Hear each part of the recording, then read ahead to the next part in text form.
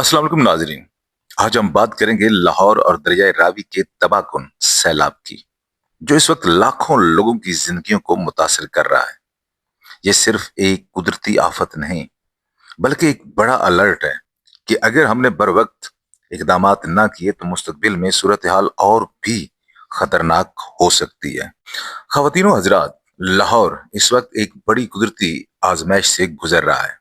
दरियाए रावी बिखरा हुआ है, बेकाबू और अपनी पूरी ताकत के साथ शहर के दरवाजे पर दस्तक दे रहा है, बल्कि शहर के अंदर घुस चुका है।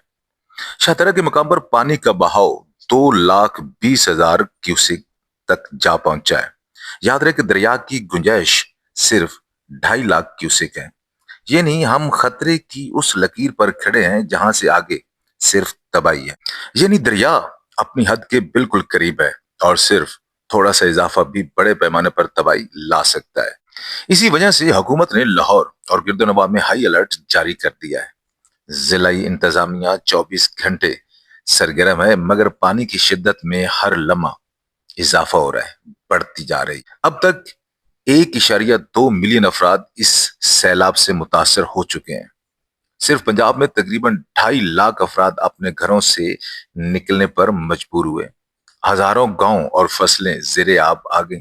और अफसोसनाक खबर यह है कि जो मीडिया की इतला है उसके मुताबिक 15 कीमती जानें भी जाया हो गई हैं।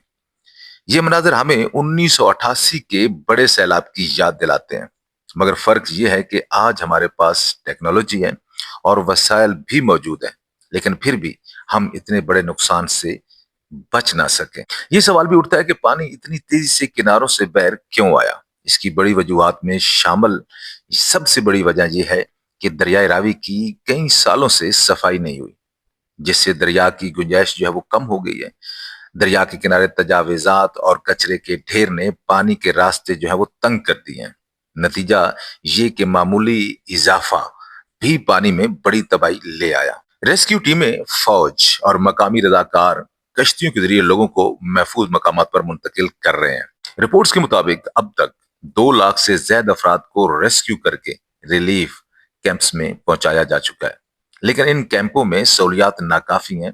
साफ पानी, खुराक और अद्वियात की भी सख्त कमी है। ये लम्हा सोचने का है।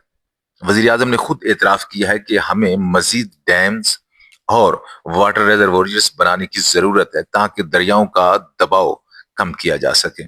माहिरीन भी यही कहते हैं कि अगर बर वक्त इकदामात ना हुए तो अगले साल ये सूरत हाल और भी खतरनाक हो सकती। दरिया रावी का मौजूदा सैलाब सिर्फ एक हादसा नहीं, बल्कि एक बड़ा पैगाम है।